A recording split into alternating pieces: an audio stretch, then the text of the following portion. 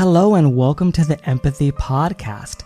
This podcast seeks to explore the minds of those who not only understand or experience empathy, but of those who wish to take action, build, and practice empathetic behavior through conscious decision and responsible lifestyle choices. So if that sounds like something you might be interested in, this podcast might be just for you. So sit back, relax, and use what you were born with, empathy. There's one topic that I disagree with your logic on. And I've seen when you debate other people on this topic, oftentimes they get kind of shooed off the mic. So I ask that you please give me a fair chance to debate. I believe that the breeding, exploitation, and killing of animals for food when we do not have to is immoral.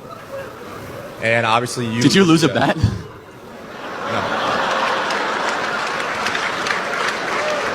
So again, I'm serious. I would ask for a fair chance at a debate without shooing me off the mic or making jokes, please.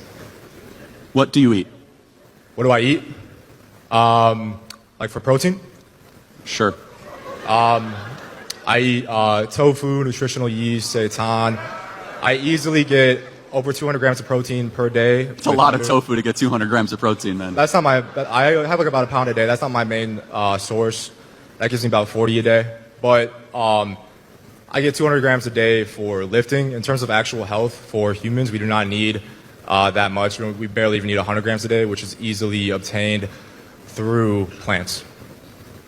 Okay, so what is your contention? That we should outlaw or make it harder to eat animal-based protein? No, I'm not as much concerned about the legality of it, more so the morality. Okay, so are human beings equal to cows? I would put human beings above cows. Okay, so what moral, we don't want to see animal cruelty, but what moral worth would you say a cow has? I would say that a cow has worth in the sense that we should not, like any sentient animal, cause them suffering or kill them if we do not have to. Right. So you don't eat fish either, I assume? I don't eat any animal products at all. No animal products. No dairy? No. So full vegan? Yes. Wow. Okay. Do you know that there would actually be fewer cows if we didn't eat them? I'm aware, yes. So you would argue for less cows, not more cows, basically. I am against the breeding, exploitation, and slaughter of them for food. All right. Hello there, everyone. Welcome to the Empathy Podcast. We are here today with a very special guest, and we're actually talking about a couple topics that we haven't discussed here on the podcast. So I'm very excited for that as well. And so we are going to be talking today with Michael Bilotech. Is that how you say your name? Bilotech. All right, Bilotech. And he's a self-improvement coach, and he's the creator of the Evolved Method. He's on a mission to help men unlock their full masculine potential through discipline, mindset, and purpose. You might have seen him or may be familiar with him, especially if you're like listening to some of my content and like this, the space that we talk in and speak in a lot of times is from his viral public debate with Charlie Kirk, where he fearlessly challenged the mainstream narratives of eating animals and the morality around it. And it definitely got some headlines, and I know that a couple things happened, like he took it down, and I know that it was deleted. And I had a look at someone that had reposted it, David Rams, and he had shared it and was talking a little bit about it, and it got me very fascinated because I was very inspired by your bravery and your courageousness. And we speak to people on this channel that do courageous things. Like I was sharing with you, like the first ever vegan to climb Mount Everest, and just doing big things and like putting yourself out there and like overcoming challenges that are hard. And that's not easy. You're in a room full of people like that are really against that idea. I know, I live it all the time, that belief against animals. And I see how people react towards it, and just standing in front of a room where everyone doesn't agree, because I think we probably agree with a lot of the maybe mindset or the ideologies, around masculinity or some of those things. There may be some similarities, or even around of the beliefs of those people in that room. But yeah, I guess we could get into a couple things there. as well, let's just start there, I guess. Let's just start there, and then I'll jump into a little bit more about you. So, what do you think about that clip, and what led to you to that moment, like standing up in front of everyone and asking those questions, and yeah, just being brave because I think a lot of people wouldn't do that. Yeah, I mean, I feel confident in what I believe, like all the way, and I'm not like afraid to say it. Um, I think that that's like the main thing is I wasn't scared where it went because I knew I didn't really prepare that much for it. I just, um, I went vegan like 6 months ago, which maybe we'll get into but I was very, very logical and I done a lot of research when I first switched. And I saw that he was coming to U of I, and I just felt called to I just had a feeling I was like, I want to see what he thinks about veganism because I love arguing veganism because it's impossible to argue against um logically. And so I was like, I know he debates people and stuff, and I know he's really conservative, and most conservatives are anti-vegan. So I did a little bit of research on like him arguing against other vegans, and I thought that um I could do a little better job than they did. Not that they did a bad job, but they made some mistakes that caused them to get like those videos are still up on his channel of him like arguing against those vegans, but he took mine down, right? So I saw things that uh mistakes that they made. Um so what I did then was I just went up and they had this little he did a little like 10-minute speech, and then he was like, all right, anyone want to come up, ask the question, come up. And I was kind of, oh, like already? Okay. So I just kind of went up. I felt like pretty a little anxious before I went up, but I'm kind of used to like being like that, like in the center stage in like a high pressure situation, an MMA fighter. So it's kind of like a similar vibe, where it's like a lot's on the line, you can get embarrassed. Some people in the crowd want to see you fail. And but when I got up there, I just kind of like zoned in and locked in, and it was kind of like I felt like I was in a fight where once like the ref starts the fight, everything else kind of zones out, and it's just like you and your opponent. That's what I felt. I heard everyone like in the crowd like laughing and jeering at me and like mocking me, but I just like I didn't care because I felt so confident in what I believed, and I thought that they were all the ones who were ignorant and uninformed, um and like I said, like I think like me, like being a fighter too makes me a little more like confident stand up for myself because subconsciously I'm not scared really. If like someone want the crowd like if the crowd hates me, I'm like confident in myself in that aspect. Um so I think like that's probably uh why I felt like the courage to do that. And it wasn't really that difficult for me to do so, honestly. That's a great analogy, and I really love that. And I think that makes a lot of sense. And I was thinking about it too. I was like thinking about how there's some people that have like they see something like that and they're like, no way, They're like, no way, I couldn't do that. That's so scary or so fearful, even a debate or a public speaking or anything like that. And I think like what gets some people to do it, like a little bit easier. And like the way you explain it definitely makes a whole lot of sense. You put things into perspective, just like, well, yeah, like this isn't quite as bad or quite as severe or quite as scary as like the other things I've been through, from MMA fighting and all that sort of stuff, and just what that sets you up for the stage. I was even thinking for myself too, like I was thinking like in like moments where I was like have to be like really locked in and really focused, and like my sport when I was growing up in high school was springboard diving. I did springboard diving. Oh wow, Like yeah. flip and spin into the water. All the attention's on you there too. And there's a lot of pressure. Like everyone's watching you. You're standing there. Like I remember only one time I messed up in competition. I was really locked in on competition, but one time I messed up, and I remember it felt so embarrassing, like just messing up in front of everyone or whatever. But like, there's been many times where like you're just people are looking at you, laughing, like, sometimes wanting to fail. You're in competition against the other schools and stuff like that. But like those little moments, definitely help prepare you for things like that. Like I spoke in front of the courthouse for animals and stood up, and like had a speech and spoke in front of like our local Congress, or whatever, in our area. And it was, a little nerve wracking too at first, right? But then it's just like, yeah, kind of like I felt that what you were describing, that kind of like locked in feeling. It doesn't really matter. Like you don't hear anyone, outside. It's almost like you see someone like a big sports star similar to where they're just like so focused or locked in on the game. Like they're not hearing the crowd or anything that's going on, even though there could be like 100,000 people watching them. And that's also incredible. 6 months too, really. I feel like it's interesting too. 6 months for me was when I decided, because it's been 8 years now for me. 6 months was when I decided I want to do something. Like start, I didn't know what it was at the time. I was living in the Middle East. I was working for restaurants before, and I was opening restaurants over there. And I started my, YouTube and podcast and things like that, and when I just wanted to start, I was like, what can I do? Right. I even tried to do some stuff in person, but it's a little bit different there. In the Middle East, they're not quite open to debating animal rights. Yeah. They're just like, no.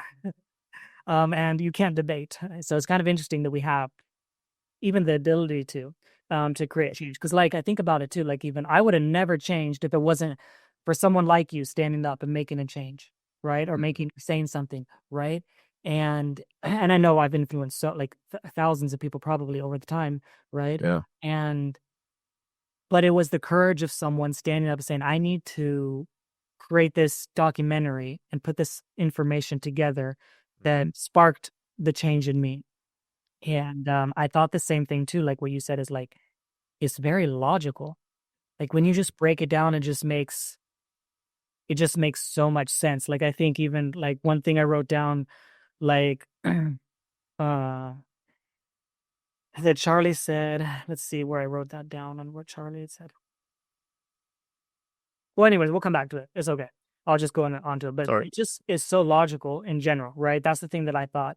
It just makes so much sense when you break it down. It's like, okay, well, what about our teeth? What about our digestive system? What about, survival situations? All these questions, like the debate that you did and the way that you asked the questions and the way that they were answered and in the back and forth, I was obsessed with watching those kind of videos in the beginning. Like, Yeah, I same. feel like it helped me so much, like for at least 3 years, like all kinds of different types of people, conversations.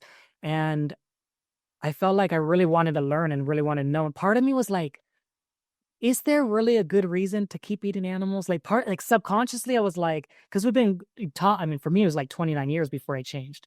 So like 29 years, like I thought that way. And then I'm like, part of me was subconsciously thinking like, is there really is there a reason to eat animals? Is there a reason? I was almost like looking for it and I could not find it. Like 8 years in, like I can't, like I almost feel like every reason, anything that I learn now is almost just like it adds on to the reasons why I don't eat animals.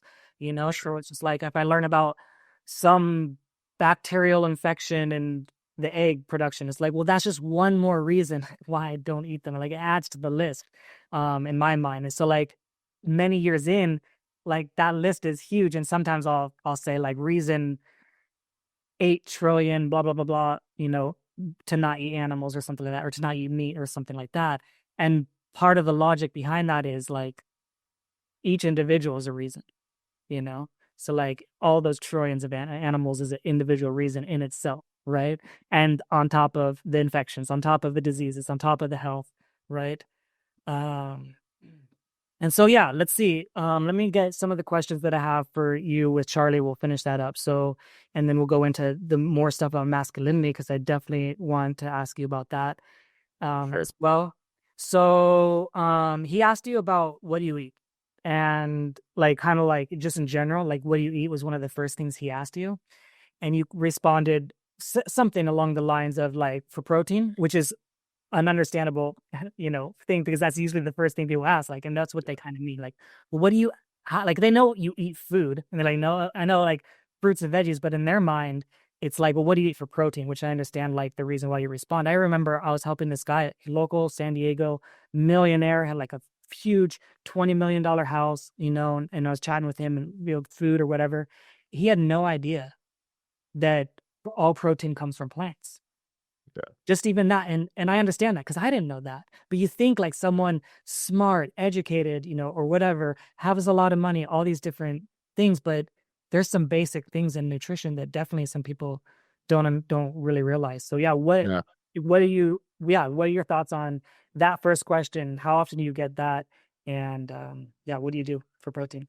Yeah, I mean, my philosophy is like when it comes to influencing people or getting them to switch, is that you first have to tackle that. You know, you first got to tackle the health thing and the performance before you even get into the ethics. Because a lot of people, it's like, well, at least that's what I thought too. I was just uneducated. I was like, I had a sense that it was like, you know, it was sad for the animals that we have to eat them.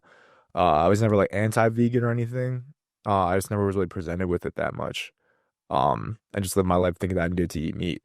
And so I think that's the first thing you have to tackle is that you're people, a lot of people who are not anti-vegan, but they're just kind of like neutral, they aren't even presented with that information that you can get enough protein, that you can be healthy, that you can have good performance, and you have to like, tackle that first. So obviously, you know, when he says that, he's meaning protein because that's what meat is really is like protein mostly. So that's why I just wanted to clarify that.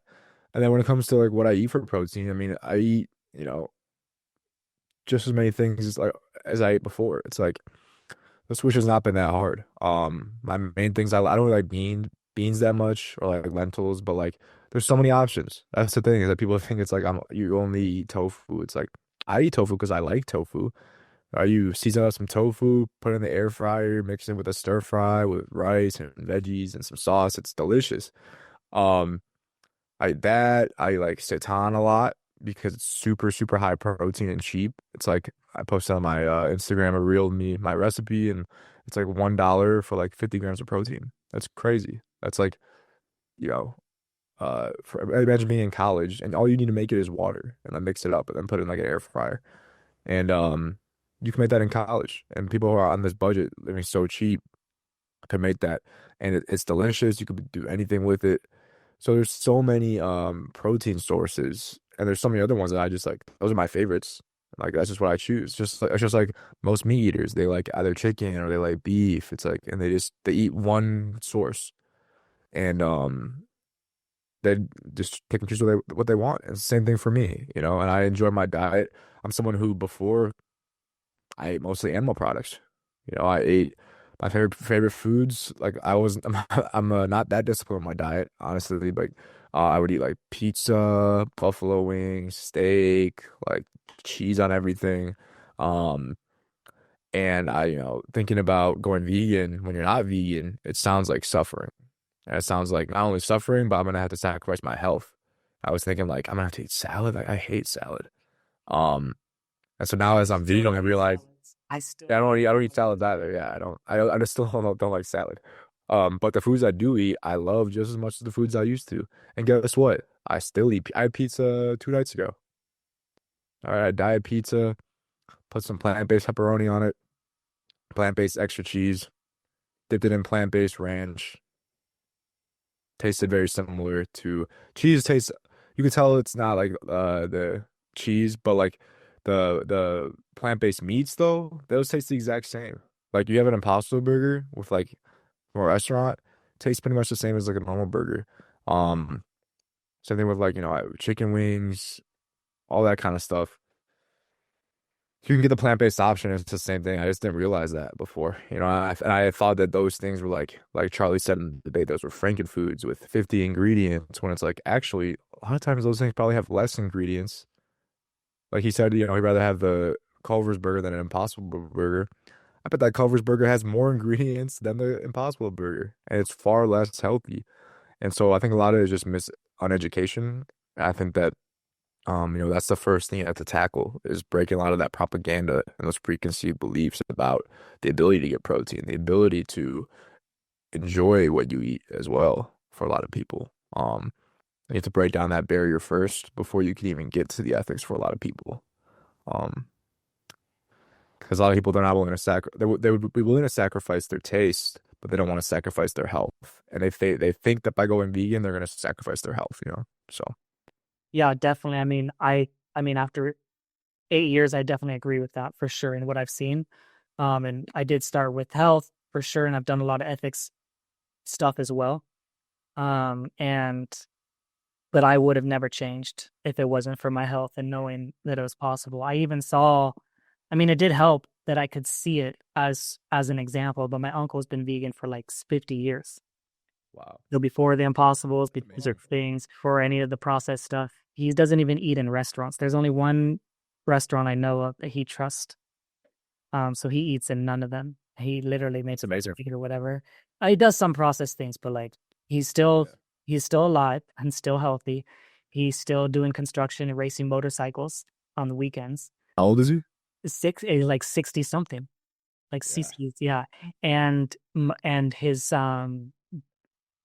brother, his two brothers, one of my is my dad, have already passed away. That was what made me change too. After my dad passed away, was like the trigger point. Like my health and him passing away was like the trigger point. It was like I have to make a change. But he passed away, and he was younger, right? So the youngest died even sooner than that. So, and health complications. My dad, mental health, in the end is what ended up happening. He committed suicide. That's a mental health issue. Sorry to hear. Yeah, definitely devastating and a surprise, because not like something that you're like, you think might happen, like total surprise out of the blue, like seemingly almost like a Robin Williams, like what? Yeah. Like he seems so happy. A little bit more like that versus like you could kind of see the signs. But and then my other uncle was, other health issues, right? And but it's an interesting thing to see. My cousin was born vegetarian. I have on interview with him on my podcast. He's a lot more similar to you, a lot more like bodybuilder, like really, really strong, super strong. But he has never eaten meat his entire life. That was what the podcast title was. And so he was born vegan. And he was like my best friend growing up. He ended up being vegetarian because the parents split up, and then the mom raised him, and the mom wasn't vegan, but he stayed not eating meat, and I used to make fun of him growing up, and we were roommates, for a little while. We had like a lot of the same classes, like we were in the same high school.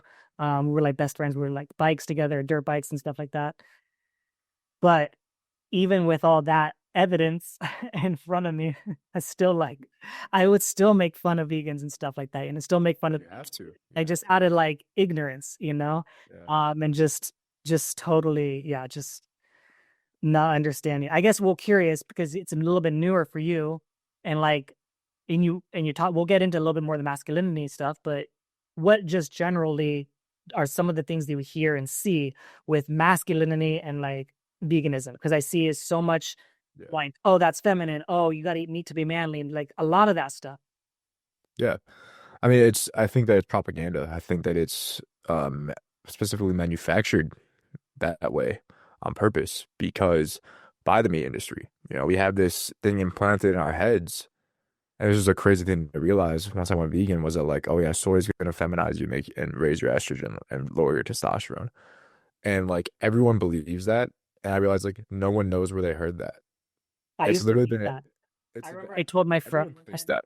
Yeah, I remember I told my friend before I knew anything about health, I knew nothing. And I was like, oh, no, I don't want to eat soy sauce with sushi because the soy, blah, blah, blah, blah, blah. And it's like, where do you hear that? I was like, I don't even know. It was like this, I don't even know. It's like the only health thing I knew. Yeah.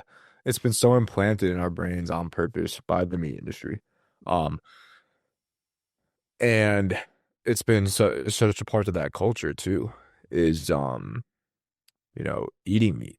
It's like these conservative and like, masculinity influencers that it's like that's a staple of like their life is eating identity, like identity. Yeah, identity too. Identity, and they think that that's fueling them. Like that's one of the reasons that they're like feel good and successful is because of their eating meat. And I think that's a little bit of probably I think that you can feel good and eat meat. You know what I mean? I felt pretty good when I was eating meat. I feel better now.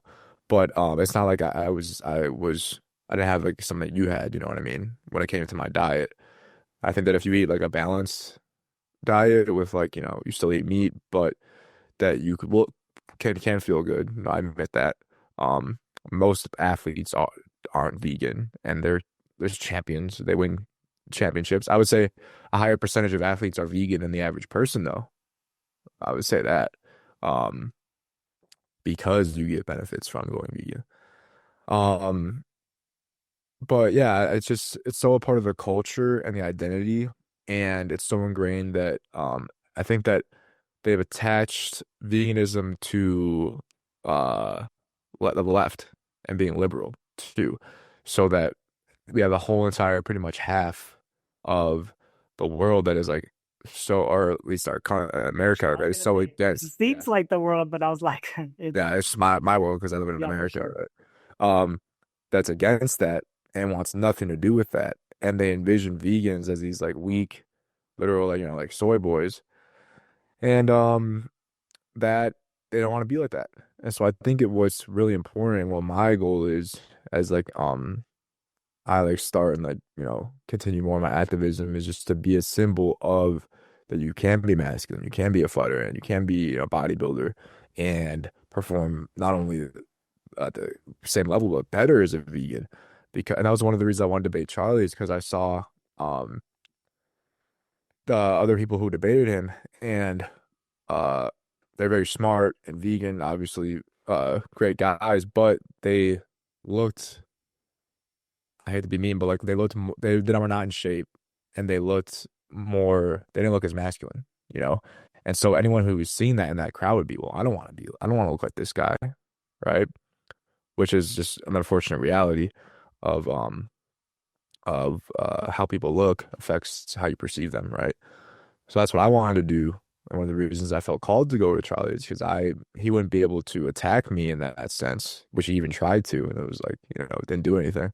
Um, and then I would have that impact with people. Oh, there's this guy who does all these things, and like I kind of, if someone is masculine and consider they're like trying to work on bodybuilding, or they want to like be a fighter, or they are just into like more conservative in general, or masculinity in general, because masculinity is not tied to conservatism. I'm not that like hardcore conservative at all. I'm more like moderate politically. Um, but uh that is an example of someone who is vegan and is like they want to be like, instead of someone who they are like, oh, I don't want to be like that. So I think that that's important, and I think that that's one of the reasons that a lot of conservatives throw the vegan message out, because they think that if they have to they're gonna go vegan, they're gonna be like liberals, and they imagine as liberals being weak and feminine and not what they stand for, you know. I definitely agree. I seen that so many times. And it's a really big challenge for sure. And I think it's like, yeah, it's like for some of them, it's like, what are you gonna do? They're like, yeah, it's just like that debate between the ethics and the health and the impact that you make and being a good role model. And I salute you and I'm with you and I support you. And I believe we need so many more different types of people, Mhm. within the community. And just to point out, like I have on my YouTube channel, there's someone that I didn't interview with him, but it was just a great interview, a great story of a vegan boxer Mhm. named What's his name? Cody Crowley. I think I've heard of him. Yeah. Yeah. And yeah, just great. And I love stories like that too. And I think that it's definitely important. I mean, one of the things that I want to do in the future, I mean, I have definitely quite a few athletes for sure, like I've mentioned a few, but I definitely want to get some more of like the NBA, hopefully, like Chris Mhm. Paul, and other Is athletes, Chris Paul's vegan? Yeah. hmm Really? Yeah. I didn't know that. I knew like Kyrie Irving was. Yeah. Kyrie. Yeah. And Chris Yeah. Paul played all 82 games this last year. Dang. So he recently vegan? It's been a few years. I don't know which one he talks about as well, but I think he also represents Beyond or Impossible as well. Oh, I that's think one of amazing. those two. It's crazy. Those are both like normal sized guys excelling in a league of giants, and they're vegan. You know what I mean? So what does that say about, performance and Matt being able to perform a intense sport at a high level like that, you know? Yeah, I just seen it too many times to not believe that it's possible. Sure. It's just a mindset and all the things that you said, the culture and the belief, and like even sometimes people say, "Oh, well, in my culture, well, I'm from Italy, and you don't understand. In my culture, Oh yeah, for we sure. have to eat our pizza and our this and our cheese and our this and that, and we eat the most this and this and that." And I'm like, "Well, in my culture, we're known for eating the most meat, and I eat zero." So it's like, you know, Mhm. you don't have to do the things that your culture is doing, but I totally understand it. Yeah, for sure. And I'm grateful, like traveling to other places, that I can see how other cultures lived, and that helped so much. Just my mindset around what breakfast is. Even like, okay, let's send plant-based, but breakfast is these 5 options, like the typical options in America, right? But I traveled to many different countries, and I'm like, now I see breakfast could be like 1,000 different options. Like it just opened my mind of like, what could be and what we could eat. Um, all right, so why do you think he deleted the video? Because 95% of the comments were on my side and like condemning the way he acted in the debate. I think that it was almost a little bit embarrassing the way he was acting, especially as someone who prides himself on being so logical and has a whole brand around making like liberals get all emotional and like do it, using ad hominems and straw mans and like doing what he did to me. And now he has his whole fan base agreeing with a vegan and condemning his actions in a debate. I think it was honestly probably just embarrassing for him. And I think that's one reason. And then there's like other, maybe I know he's like pretty connected up there politically. Who knows what I'm not saying anything about that, but I thought about that before, Their but sponsorships, they have yeah, sponsorships as well. They're just sometimes if you say too much against their sponsorship, like if they like, I see a lot, almost most of the meat conservatives, I see they have an ad. Oh, let me talk about my ad. Good rancher and this and that. Like all these yeah, meat ads within their own personal brand. So yeah. sometimes So it's I thought about funny. that too, Yeah. but what's interesting, what a lot of people don't realize, even vegans who've been talking about that debate, is that a week or two later he posted it on Facebook, and he left it up on Facebook. And if you go into the comments there, it's all like older generation boomers like saying like the comments are all saying, ridiculous things, attacking me, saying like totally illogical things. Um, and he left that one up. But the YouTube audience, who's probably more younger, open-minded, um, I don't know if you seen it gone through the comments on that video, but it was crazy how they were uh all like that, you know. So um I think that's why he took it down on YouTube. Yeah. He wasn't going I, support from his audience. yeah, I And I don't definitely. think he wanted something showing him you acting that way in a debate, using ad hominem, using all those logical fallacies out there publicly on his own channel. Yeah, definitely. And I mean, I see people talk about Charlie Kirk in general as if he's like this god, I don't know. of like this person that is right about everything, He's so good with words and he knows a lot of stuff. And I think sometimes it gets people wrapped up in thinking that he just knows everything. And I see that just putting someone on a pedestal, and they're just similar to like what people do with celebrities. He's gotten to that status where just like believing every single thing he says, and it's just interesting. But yes, you're gonna say something on it. I agree with you. I agree with you. What do you feel like are some of the illogical reasons that he gave to eating animals that you can remember? Some of the things are like, Oh yeah, I mean he said, I mean it's just, trying to find holes in my argument or like trying to find like justifications. He said, well, should we stop lions from eating meat? All right, that's an easy one. He said, what asking like thing about lions really quick though that I think some people don't realize is, I mean, I hear a lot of different arguments on the lions thing, but I think about too, I think it's something like 70 or so percent of the animals on the planet are herbivores anyway. So like why choose that one, like of all of it, like of and all also the examples to don't make. want to do what lions do. Lions like eat their own babies and like kill each other, and it's like we're not gonna compare where you can't justify um you know our behavior by what lions do. And so that's why I love arguing veganism because it's an easy answer to every single thing. And in the end, they have to either there's like if you have the debate fully to the end without like um getting censored, which I did, then there's only three options. Either the meat eater gets mad and emotional and either walks away or kicks you off the mic, or they admit that it's immoral and they're just gonna keep eating it anyway, or they go vegan. And there's no other option besides those three if you have the full debate, all the way. So, um, I don't remember. He said a lot of different things, and just he was all over he was. If you watched the last, like, I did a podcast with the uh guys from Christspiracy yesterday, and we were like analyzing it, like watching it, and if you watch the last like 2 or 3 minutes, he's like panicking. Like, he's asking me, he calls me a soy boy, then he asks me a question.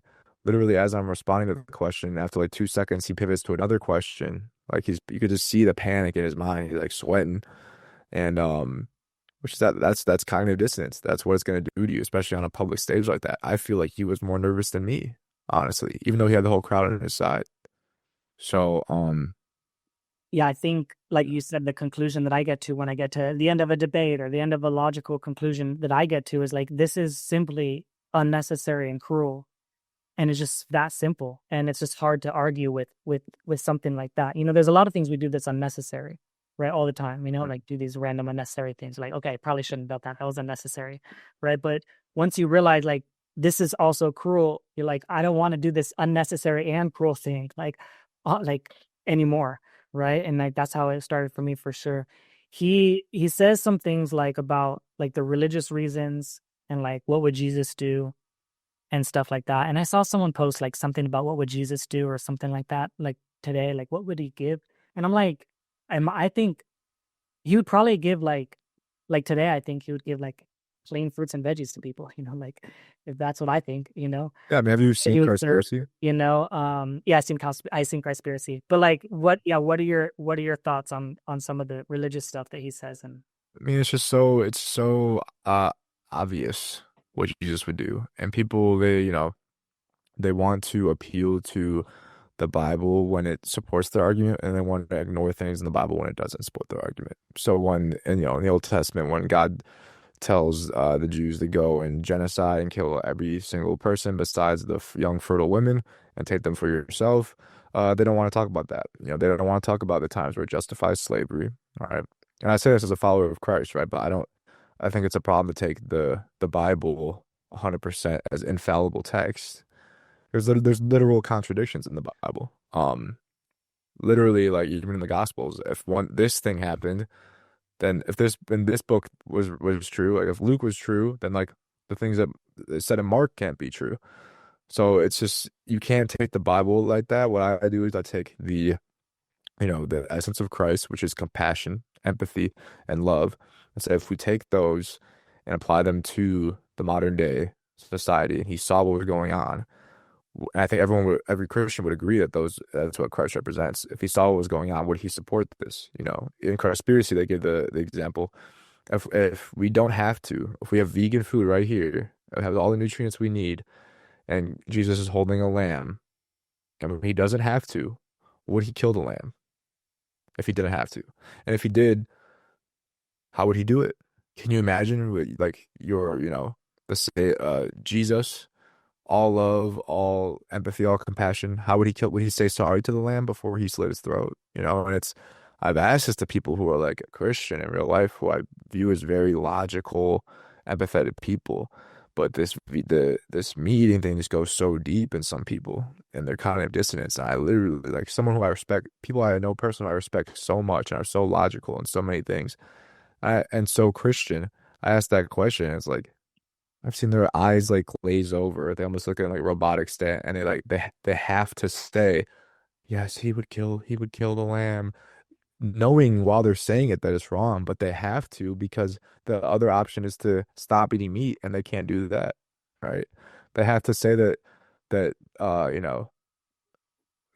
God of love, empathy, and compassion would slaughter innocent animals unnecessarily, uh, in order to satisfy their cognitive dissonance, and so it's just crazy, like the argument, and that I don't like people use things in the Bible to support what they want, and they use other things. They ignore the things that they don't want, So yeah, it makes sense, kind of my perspective on it. 100%. And I always go back to as well, like, the original creation, It's like what Yeah, for sure. the Garden of Eden, and like what was that supposed to be, and what is the vision, of the world supposed to be, right? And not how it's turned, right? And when like the emotion that people have like that I have to change kind of thing it is so deep. Even you be like it goes so deep to even just like I don't know, you say something about lasagna or something like that as a random example, and it's like that could be your grandmother's best recipe lasagna that you love her so much, and it's runs so deep, and you cherish this memory of having the lasagna with your grandma, and it is like it's so deep in so many different levels for people, Crazy, yeah. that yeah, it's just so interesting. My mom's side of the family was in the tuna well, I guess was, I don't even know for sure now, how much anymore, but they were part of the tuna fishing industry, right? Was kind of like where I grew up, that's how they had their money, like my grandpa was the captain of a tuna fish boat, and my uncle was a navigator on a boat or whatever. And I remember my grandpa was missing a pinky. He always had a pinky missing, one pinky, because one of the things that they do in fishing is they throw bombs out there into the sea. I don't know the exact Yeah, I've heard that. exactly on on how he does it or whatever, but that's how he lost his thumb, was like a bomb, or I mean his pinky was by doing the fishing.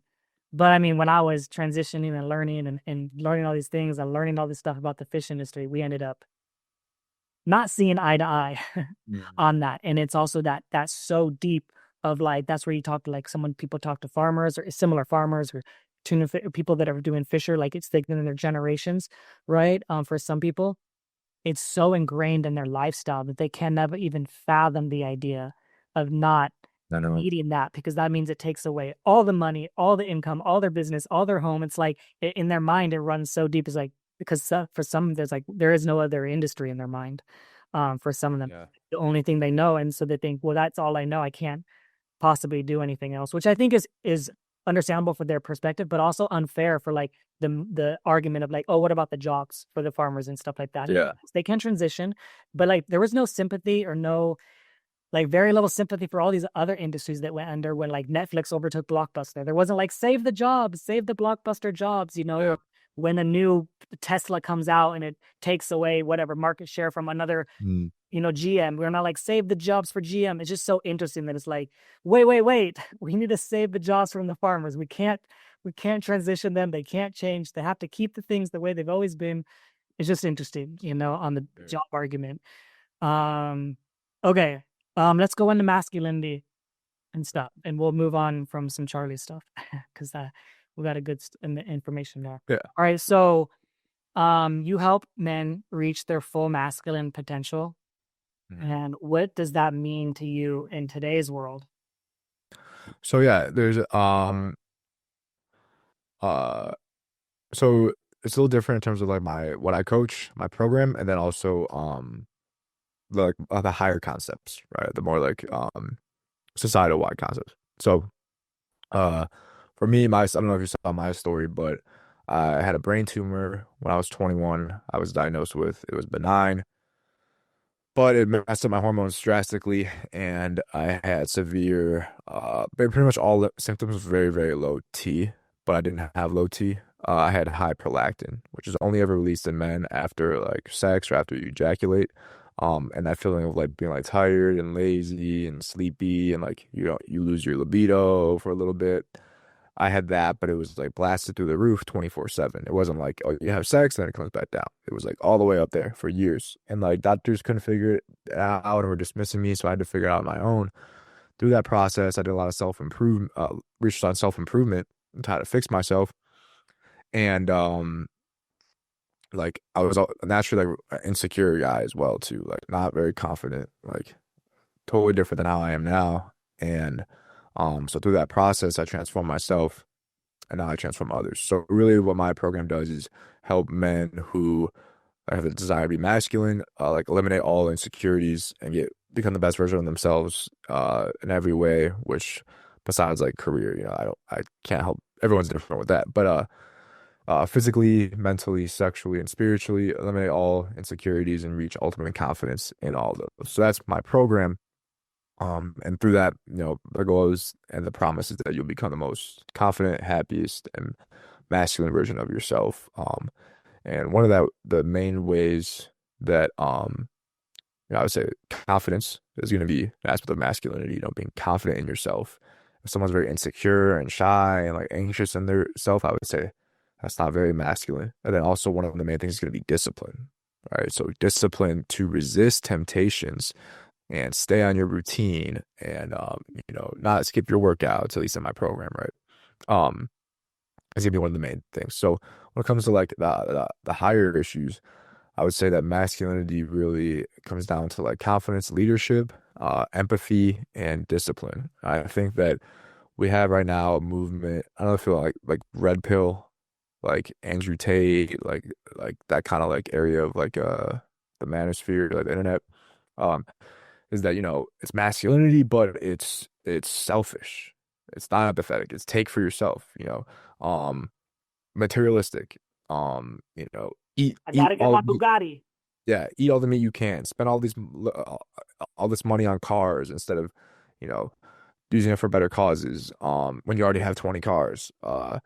Have sex with as many women as you can. But then also shame women for being hoes. Even though you're causing that.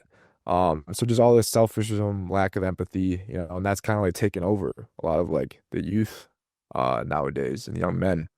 And I think that really what is more masculine is being empathetic, standing up for those weaker than you, standing up for those that don't have a voice, being brave and speaking out against the norm and having discipline. And one of the things about when you first transition to veganism is discipline, because really, let's be honest, even though meat eaters won't admit this because it sounds bad, the base of why, the main base of why a lot of people don't want to go vegan is because of gluttony. It's because they like the taste of the meat. They like the taste of the meat and the cheese. I understand that. I felt the same way. I was like, oh, I have to eat salad now. And like I said before, once you transition, you realize it's like I enjoy food just as much, if not more now, than I did before. But when you're not vegan before you transition, it doesn't seem that way. And I think that so that's what masculinity to me is not being promiscuous and causing contributing to all this hookup culture that's causing an overall sense of depression and unhappiness amongst people. So controlling your lust, right? Not spending money on like you know things you don't need, instead using that money to help people like once you have what you need, so that'd be greed, right? Not giving into greed, not giving into pride, not giving into gluttony, veganism, right? I think that this is like the message of true masculinity, and that's like Christ's masculinity. I would say that a lot of people view Christ as like probably non-Christians more so view Christ as this like soft and like weak guy, like kind of how people view vegans. All right, this weakness when really veganism takes strength. It takes strength to go against the norm. It takes strength to stand up for what you believe in and stand up for the victims who are being mercilessly tortured and slaughtered and treated awfully in a world where everyone thinks it's okay.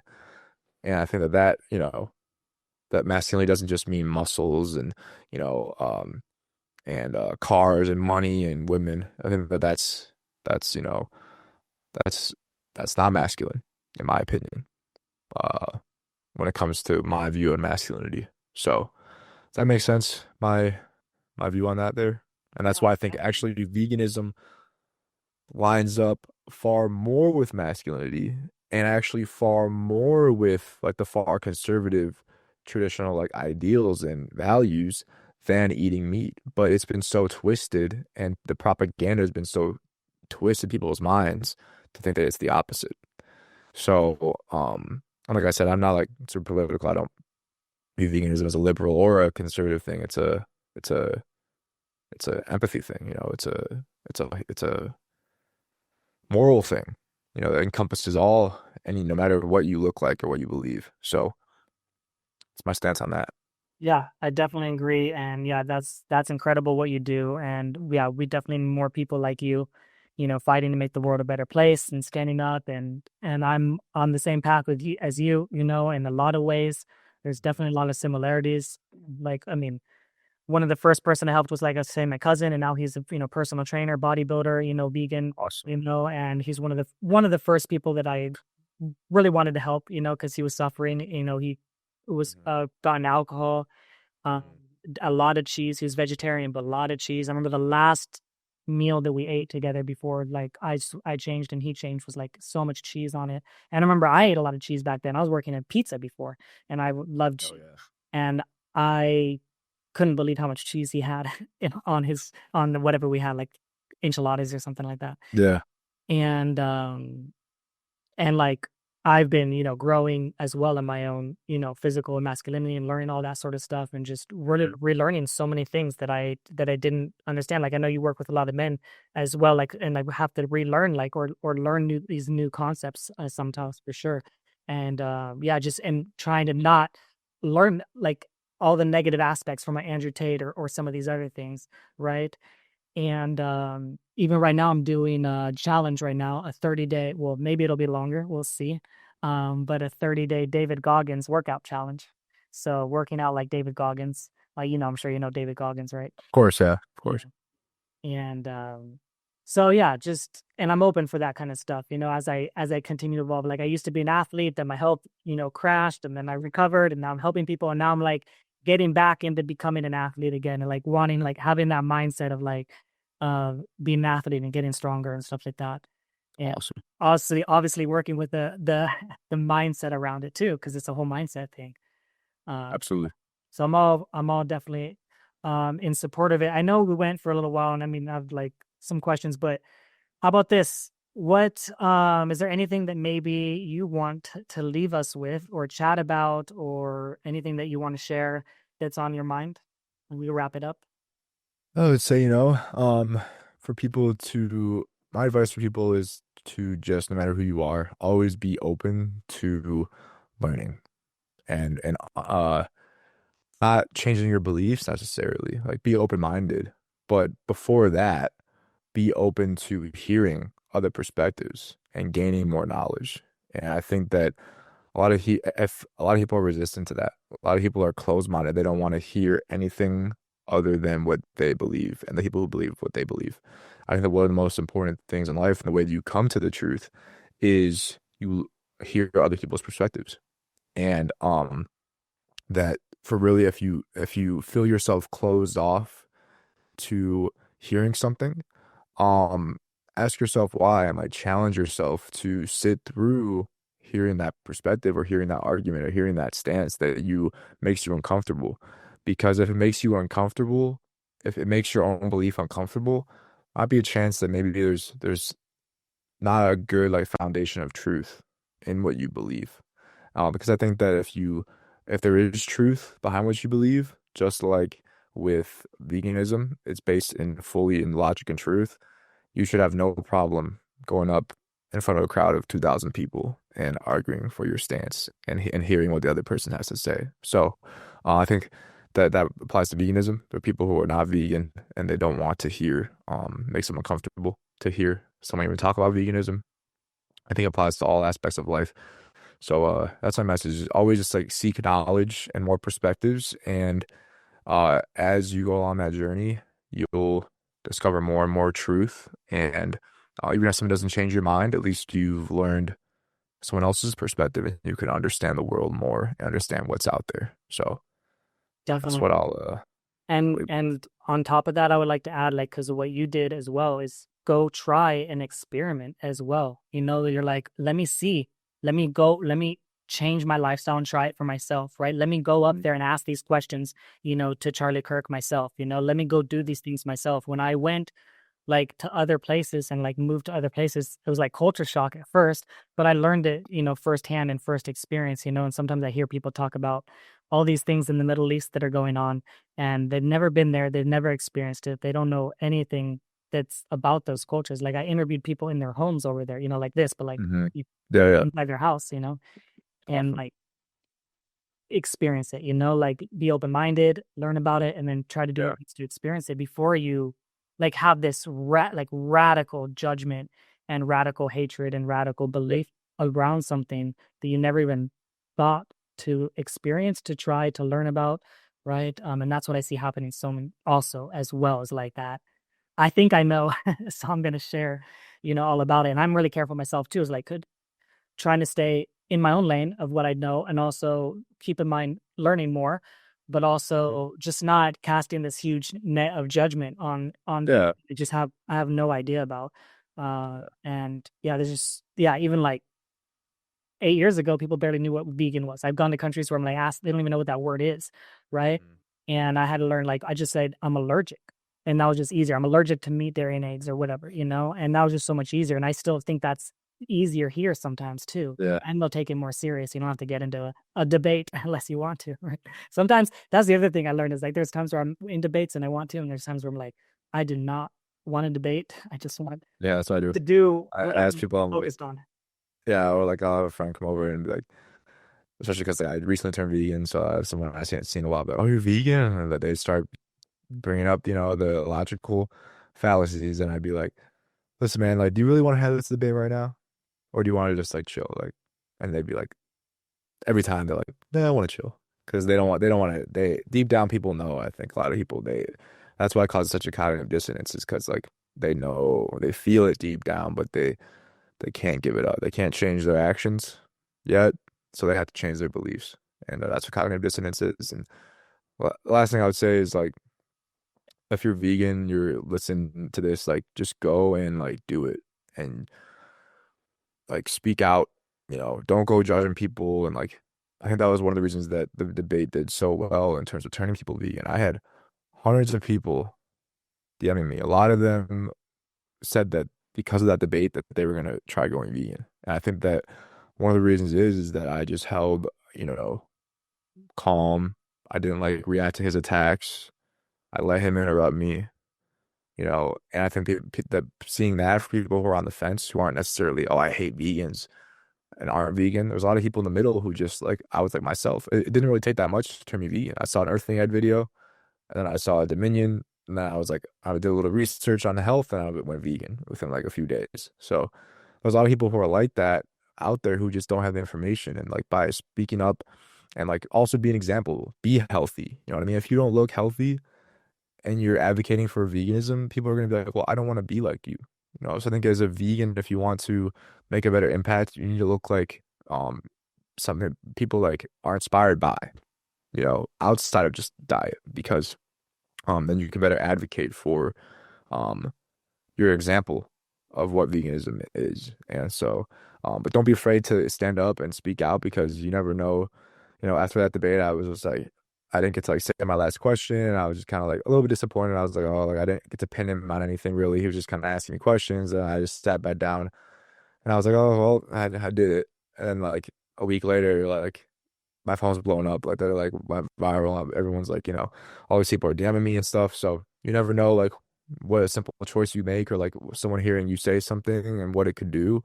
So, in order for this to spread, people need to stand up more, and they need to speak out about it. And you would be surprised how many people are really on the fence who just haven't heard the vegan message and need to hear it.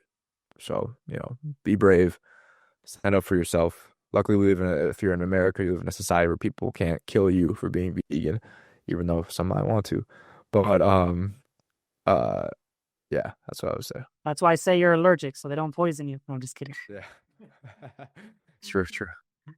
Yeah, no, I definitely agree for sure. And yeah, I mean, I appreciate you, thank you for what you do. And yeah, keep using your mic, keep using your mics, and stand up and share, and, yeah, be a good role model, take care of health, thrive, I'm sharing about that all the time, and so we're in alignment, and I hope to learn more from you in the future. And, hopefully I can we'll definitely connect send people your way as well too. For those that need to level up their masculinity. For sure. All right, man. Thank you so much. And we'll see you soon. Thank you guys for listening to the podcast. Please, please, please make sure that you guys share this with anyone that you think will find this interesting. And also make sure that you guys subscribe, because I can see a lot of you guys are listening, but you aren't subscribed.